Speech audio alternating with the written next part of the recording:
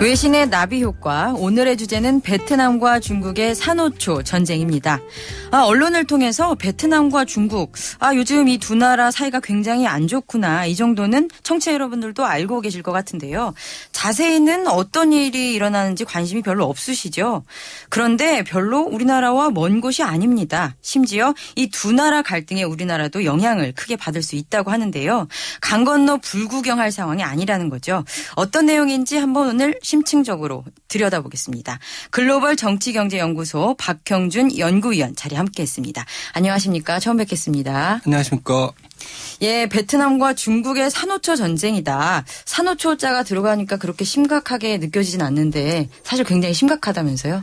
예, 5월 들어서 양국 간의 어떤 외교적 갈등이 심화됐고요. 최근에 베트남에서 대규모 반중 시위가 일어나면서 150여 명의 부상자가 발생하고 2명 이상의 사망자도 발생해서 양국 간의 갈등이 굉장히 첨예화된 사건이 있었습니다. 왜 싸운 거죠? 그 원유 시추 문제라고는 하는데 정확히 뭐가 아쉬운 거예요, 서로가? 자원 전쟁이라고 하는 게 이제 깔려 있는데요. 예. 그러니까 중국이 최근 들어서 이제 남중국해에 있는 파라실 군도 근처에서 원유 시추 작업을 강행했습니다. 네. 근데 이게 이제 베트남민들이 오랫동안 이제 쌓았던 그 반중국 감정이 이제 폭발시키게 된 어떤 계기가 되었는데요. 이제 문제의 핵심은 뭐냐면 네. 이 원유 시추하는 지역이 그러니까 본토에서 거리를 따지자면 베트남에 더 가깝다는 것입니다. 그러니까 베트남에서 약 250km 정도 떨어져 있는데요. 예. 이 거리가 우리나라로 치면 포항에서 독도 거리하고 좀 비슷합니다. 어허. 예, 국제적으로는 이제 200해리, 그러니까 약 370km 정도 되는데요. 그럼 그 안에 있는 거잖아요, 베트남. 예, 그걸 이제 배타적 경제 수역이라고 해가지고 그 영해는 아니지만 그쪽. 그 나라 바다로 인정해주는. 예. 그래서 경제적인 어떤 개발을 할 때 그쪽에 우선권을 주는 이게 이제 국제 조약이 존재하는데요.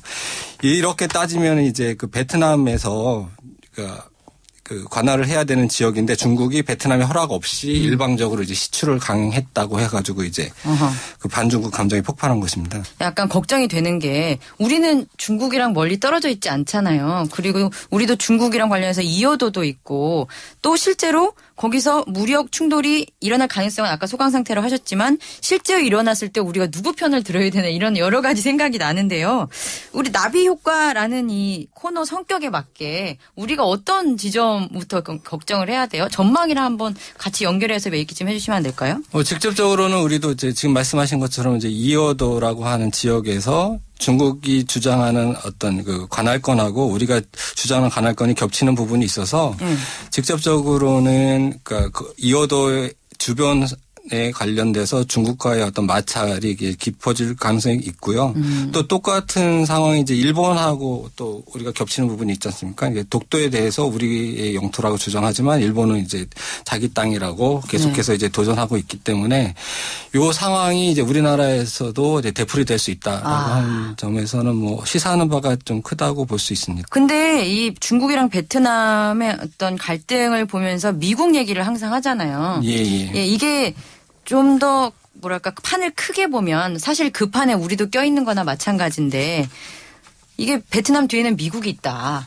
그리고 사실 미국이 중국을 봉쇄 전략의 일환으로서 지금 이렇게 가고 있는 거기 때문에 이 판은 진짜 우리가 잘 들여다봐야 된다. 왜냐하면 우리가 맨날 하는 게 중국과 미국 중에 어디에 설까, 줄을 잘 서야 된다 이런 얘기들 많이 하잖아요.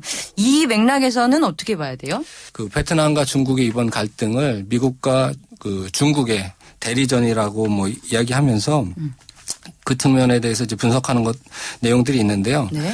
그러니까 내용의 어떤 요지는 뭐냐면 이 사건이 그러니까 중국이 추구하는 해양 굴기 정책하고 해양 굴기 정책. 야, 무시무시하네요. 미국이 그 아시아에 대해서 취하는 피보트 아시아라고 하는 아시아 재균형 정책이라는 것이 있습니다. 예. 그래서 이 두 가지 그러니까 글로벌 G2라고 불리는 그 두 강대국이 국제적으로 아시아 지역에서 펼친 두 가지 정책의 충돌 이 측면에서 이 사건을 바라보는 시각이 존재하죠. 그래서 해양 굴기라고 하는 거는 이제 무슨 뜻이냐면 바다에서 우뚝 선다라고 하는 뜻은 이제 예를 들어 이제 항공모함을 중국이 만들어 가지고 대양으로 진출한다. 이건 이제 군사적 측면이 있는 거고요. 네. 그러니까 다른 그 경제적 측면에서 이제 해양 자원 개발이라든지 해양 영토 확보라든지 이런 걸 굉장히 적극적으로 나서겠다라고 하는 이제 중국의 정책입니다. 네. 여기에 대해서 이제 그 피보트 아시아, 아시아 재균형 정책이라고 하는 건 뭐냐면 그동안 이제 그 2차 세계대전 이전 이후에 그 냉전을 겪으면서 미국의 그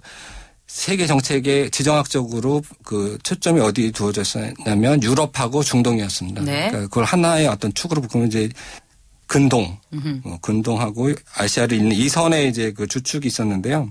최근에 이 상황이 이제 많이 그 정리가 되면서 그리고 아시아의 중요성이 점점 높아지면서 그 축을 그쪽 중동 그 유럽을 잇는 그 선에서 아시아 쪽으로 옮기겠다라고 하는 게 이제 피보트 아시아죠. 그래서 아시아 쪽에 이제 군사적으로도 더 군사 정책도 강화함과 동시에 네. 아시아 국가들과의 경제적인 협력을 강화하겠다. 이게 이제 피보트 아시아 정책인데요. 이 두 가지가 이제 충돌, 그러니까 중국의 해양 굴기 정책하고 미국의 아시아 재균형 정책이 충돌하면서 네. 이제 그 어떤 그 힘겨루기를 이제 벌이고 있는데 이제 최근에 일어난 이 사건이 이제 그 중에 하나다. 그리고 이제 뭐 이것과 더불어서 이제 이야기되고 있는 게 뭐냐면 아베 정권이 추진하고 있는 이제 집단적 자위권 법안에 관련 즉 이것도 법안 연결이 되나요? 예, 법안 개정에 대해서 이제 네. 미국 오바마 정부가 그 지지를 하고 있습니다. 그렇죠. 예, 생각도 또 우리가 보호해 주겠다며 예. 친해졌잖아요. 예. 미국이랑 일본이랑. 그래서 이제 그 크게 보면 이제 군사적으로 이제 대중국 고립 정책을 강화함과 동시에 경제적으로는 이제 협력을 더 높여가는 이런 약간 상반된 흐름이 지금 동시에 진행되고 있습니다. 한마디로 좀 거칠게 말하자면 우리가 살고 있는 이 지역이 싸움판이 됐군요. 중국과 미국에. 예. 그리고 겉으로는 그래도 경제적으로는 굉장히 가까워지는데 군사적으로는 굉장히 또 첨예해지고. 그런데 지금 얘기를 들어보면 중국 대 그다음에 미국이라는 큰 축이 있고 그 미국과 아세안이 지금 거의 같은 라인에 서 있는 거잖아요. 예. 우리는 뭐예요? 우리는 이제 아세안 플러스 3, 그러니까 3개 국가라고 해가지고 아세안은 이제 동남아 국가로 이루어져 있고요. 거기에 이제 중국, 일본, 한국이 이제 결합하면서 이게 뭐 말하자면 EU의 어떤 해당되는 그런 아시아 연합을 갖다가 이제 오래전부터 추구는 해왔는데요. 이게 이제 잘 안 굴러가는 잘 안 되죠. 왜냐하면 이제 여기 걸림돌이 이제 크게 세 가지가 있는데. 세 개나 있어요? 예. 한 가지는 이제 일본이 그 역사적 정리를 안 하고. 그렇죠. 그러니까 역사적 정리라고 하면 이제 그 과거 이제 아시아 여러 국가를 침략한 거에 대해서 사과를 하고 네. 재발 방지라든지 뭐 보상 문제라든지 이걸 갖다가 해결을 해야 되는데 예. 과거사에 대해서 반성을 안 하고 있기 때문에 아시아 국가들이 하나로 통합되는 데는 이제 큰 걸림돌이 되고 있고요. 예. 두 번째는 이제 그 중국이 그 군사적 그 뭐 야망이라고 할까요? 아까 말씀드린 해양 굴기와도 이제 연결돼 있는데요. 그러니까 중국의 야망. 예, 군사적인 어떤 강대국으로 나서면서 이게 이제 위협적인 요소로 작용하고 있다라고 하는 게 이게 두 번째고 네. 마지막으로 세 번째는 이제 뭐 세계 경찰 국가인 이제 미국의 대아시아 정책이죠. 그래서 아시아 국가들하고 협력을 경제적으로는 강화하지만 군사적으로 이제 중국을 이제 봉쇄하겠다. 예, 봉쇄하는 이 정책을 강화하고 있기 때문에 요 세 가지 요소가 아시아 플러스 3개 국가의 어떤 통합에 큰 걸림돌이 되고 있습니다. 아니 그러니까 제가 궁금한 건 여기서 이런 복잡한 판에 우리나라가 어떻게 가야 될지 조금 안타까운데 이 세 가지 예를 들어주신 것만 하더라도 일본의 역사 문제 우리 아주 첨예하죠. 그리고 두 번째 중국의 야망과 관련해서 중국이 요즘에는 우리한테 나름대로 어필을 굉장히 많이 하고 있는데 뭐 동북 공정이라든지 이런 것 때문에 언제든지 바꿀 수 있는 상대잖아요. 북한 문제도 있고. 그리고 세계 경찰이라는 미국이랑은 우리가 굉장히 친하지만 또 여기에서도 너무 의지하면 안 된다라는 목소리도 있고. 예, 그래서 세 가지 다 우리하고 굉장히 그 밀접한 연관관계를 갖고 있는데요. 반대로 이제 그래서 우리의 역할에 따라서 그 아세안 플러스 3 이 국가들의 어떤 전체적인 통합력이 강화될 수 있는 위치에 있다라고도 또 볼 수가 있습니다. 그래서 우리가 명분이 있는 건가요? 예. 그런 면에서? 그러니까 어느 한쪽에도 치우치지 않고 아세안 국가들하고 3개 그 강대국 사이에서 뭔가 네. 이렇게 균형추라든지 조정자 역할을 해낼 수 있는 어떻게 보면 유리한 위치에 있다라고 볼 수 있습니다. 유리한 거 맞아요? 요즘 보면 별로 안 유리해 보이는데.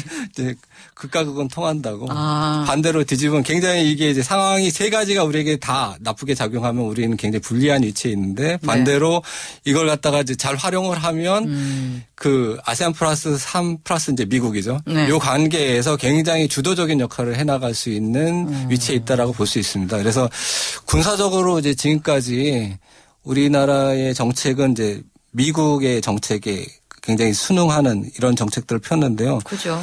이게 이제 이렇게만 계속 가다 보면 중국하고의 관계가 좀 걸림돌이 될 수밖에 없고. 저희랑 제일 경제 교류가 심한 많은 곳이 중국이죠. 예, 맞습니다. 이제 미국보다 중국하고의 교역량이 굉장히 많고요.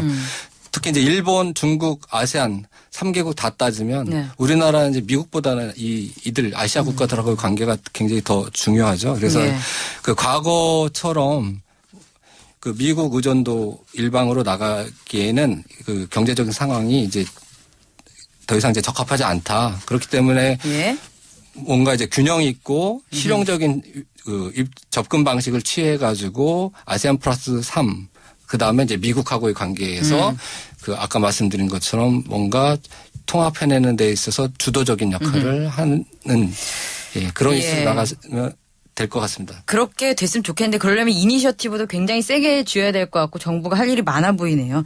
그 중간 조정자 역할을 하라는 말씀으로 마무리하면 될 것 같습니다. 감사합니다. 예, 감사합니다. 글로벌 정치경제연구소 박형준 연구위원이었습니다.